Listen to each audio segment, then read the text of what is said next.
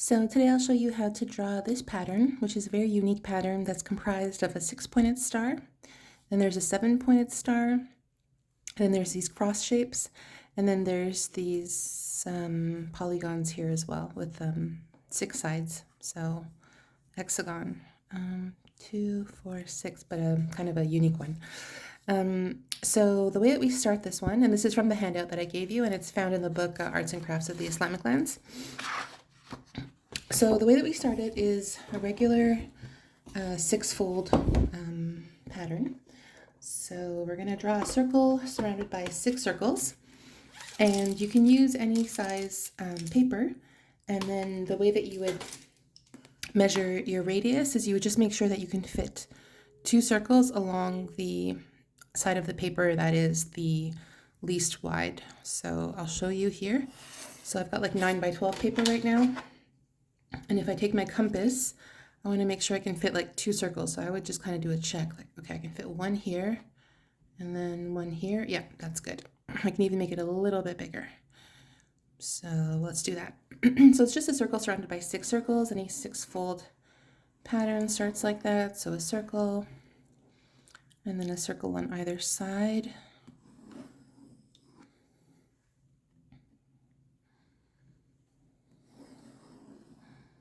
And then a circle where they intersect each other, times 4.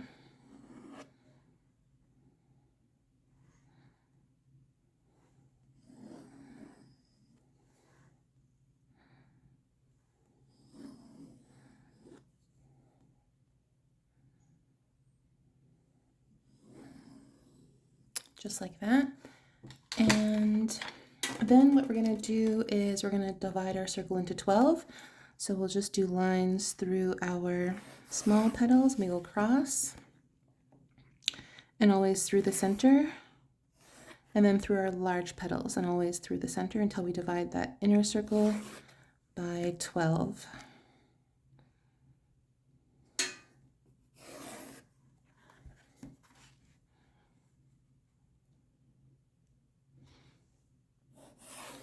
All right, so now we have that division, and then we're going to draw 3 sets of parallel lines. So the first set will be like at the point, the tip of this petal and the tip of these petals here. So, and then we're going to see a 6-pointed star emerge when we do that. So here and here. All right, and then let's do from here to here and here to here. So on the diagonal or on the slant. And here. And then let's do the opposite. So it's here to here and here to here.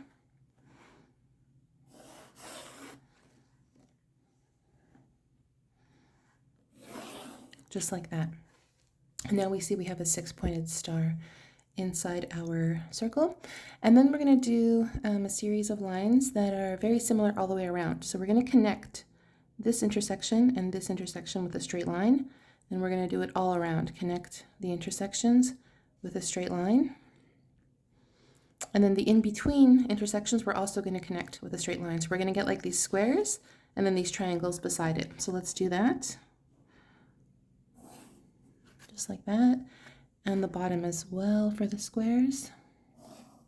Just like that. And then beside it we're going to connect these lines like that. And we go around and we do that everywhere. So it's going to be square, triangle, square, triangle, until we have 6 of each.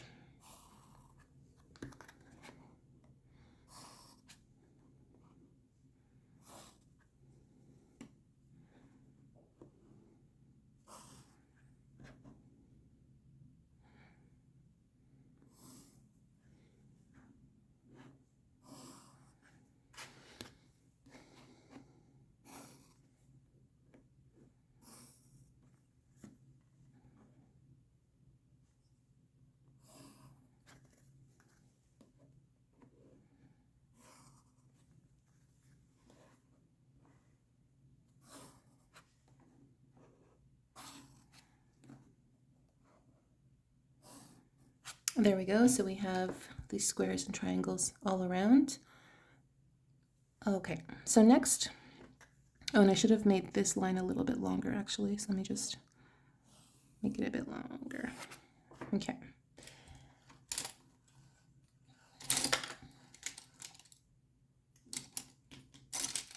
So I'll just erase here. Okay, so the next thing we're going to do is very repetitive. So we're going to draw lines from the tip to the tip all around. So if you think about this whole thing as like a shape, okay, so it's tip to tip, and then tip to tip, tip to tip, tip to tip, tip to tip, and then tip to tip. So let's do that. So there's 6 lines that we're going to draw. So it's like from the tip of the triangle to the tip of the triangle all the way around. So now tip of the triangle to the tip of the triangle all the way around. And then tip of the triangle to the tip of the triangle here. And then on the bottom.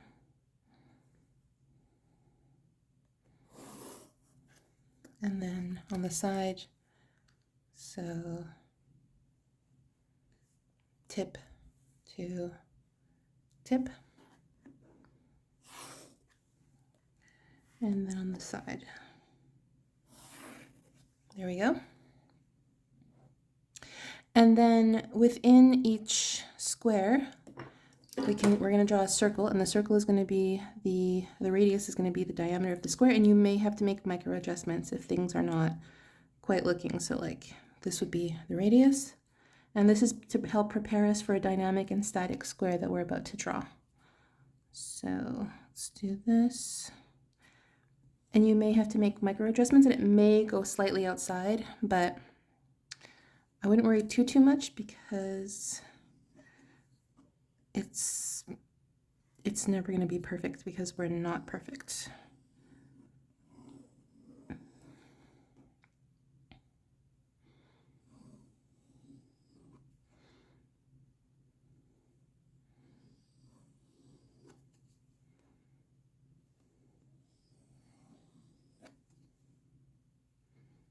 You can do micro adjustments, like slightly move it to the right, to the left, slightly adjust the radius of the compass, just to see if you can get it as accurate as possible. But like mine went out slightly here, I adjusted it, it went out slightly here, it's like over slightly.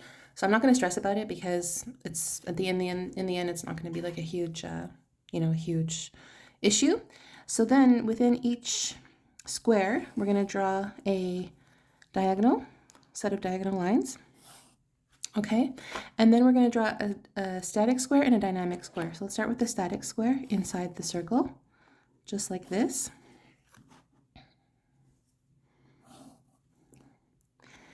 And then for the dynamic square, we place the ruler and just to do the side, and I'm actually going to extend it slightly.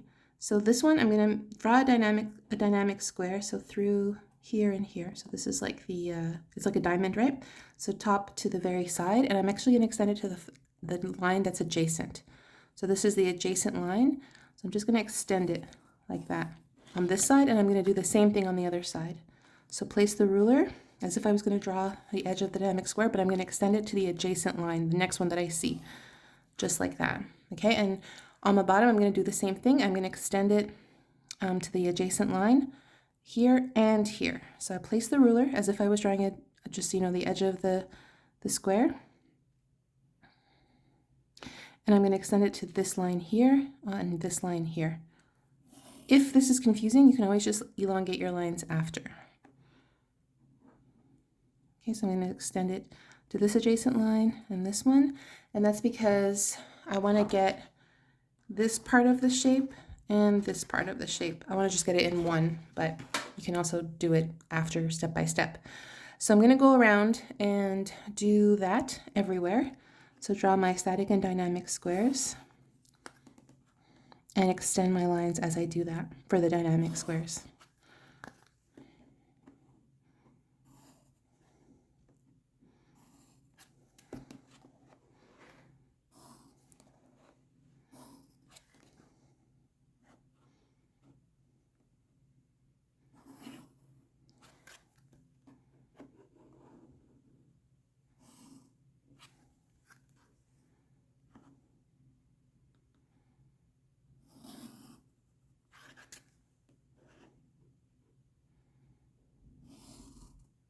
So see, as I've extended my squares, I've gotten part of this shape here. And I'm just going to complete the shape by bringing it to the tip to the very edge here. So I'll place my ruler and I'll just complete this shape. And I've got that shape now, okay? And now it's very repetitive. You're just going to do the same thing over and over. So I'll just continue.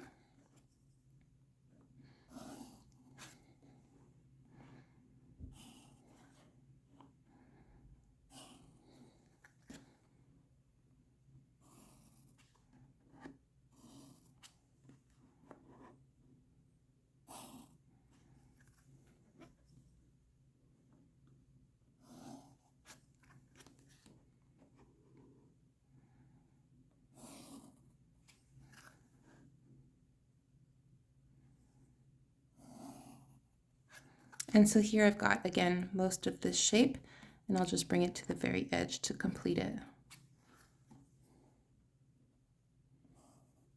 Just like that. So now I've got this shape and this shape.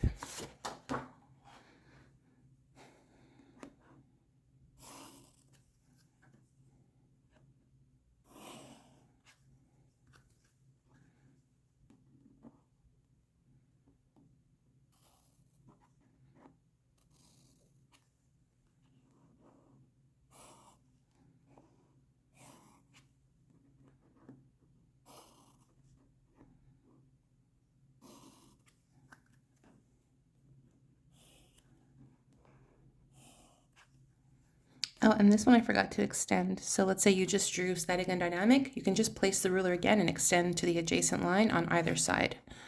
So I'll just do that. I'll just go over the line. So I'll extend here and extend here. And I also forgot to extend this one. So I'll just extend, and then I've got most of this shape, and I'll finish it off here. Okay, and this one I also forgot to extend. So I'll just place my ruler again over the line and extend, just like that. And this one too. So I'll just draw it over again. And then I'll continue. So it's very repetitive, and we've studied how to draw all of these shapes. We just go step by step and enjoy the process. And now for my dynamic square, I'm going to extend the adjacent lines on either side. So I place my ruler just like that, and here, just like that. Okay, and I'm going to complete this shape that appears here and here. Okay, I have one left, so I'll draw my diagonals and then my static and dynamic squares.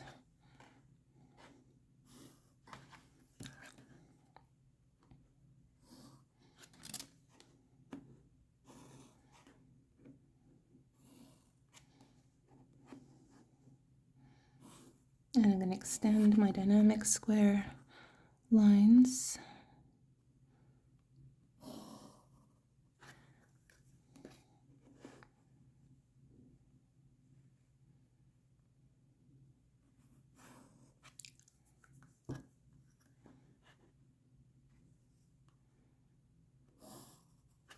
And finish off my shapes that appear in this area.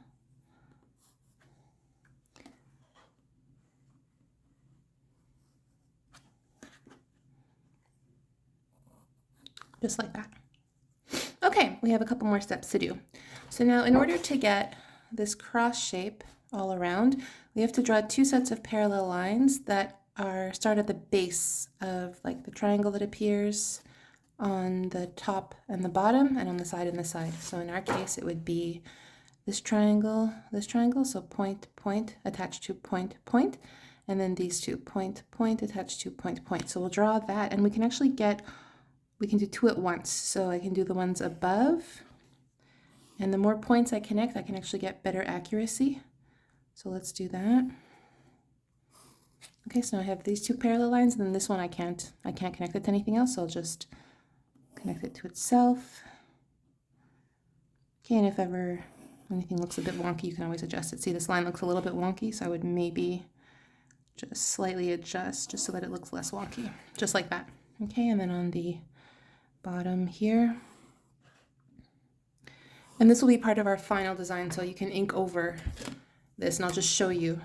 I already have the example where it's inked over, but essentially I would only be keeping like this with this, this, this, and then I would keep this, this,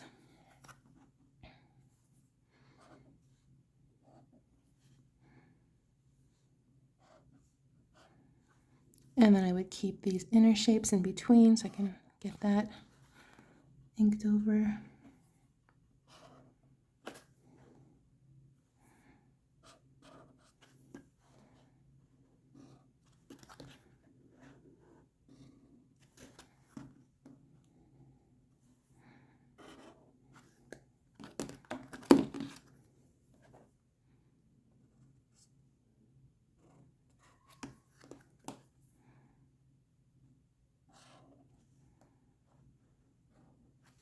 Okay, and I would keep inking over as I go, but I don't need to ink over everything because I have that example there. So then you do that everywhere. So you would do the parallel lines at every place. Okay, and if you can align 4 of them, that's better. If you don't align 4 of them, that's okay too.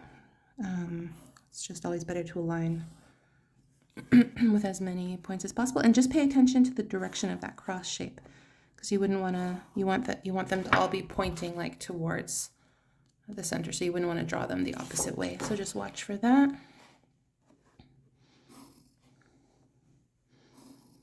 All right, and then the last set would be these ones.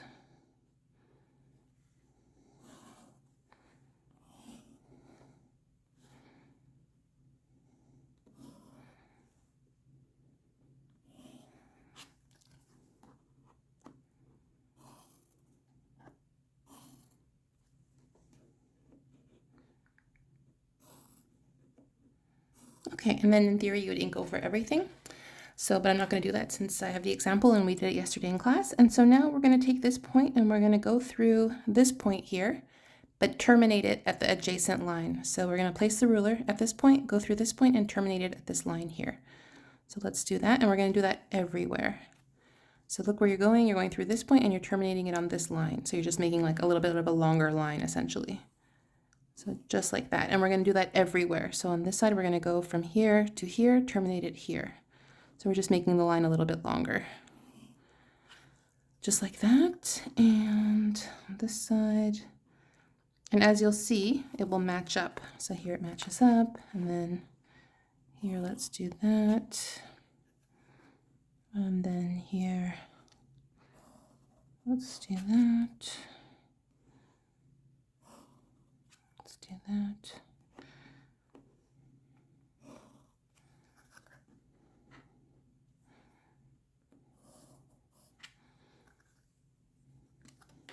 Here through here, terminate it here, it's going to match up.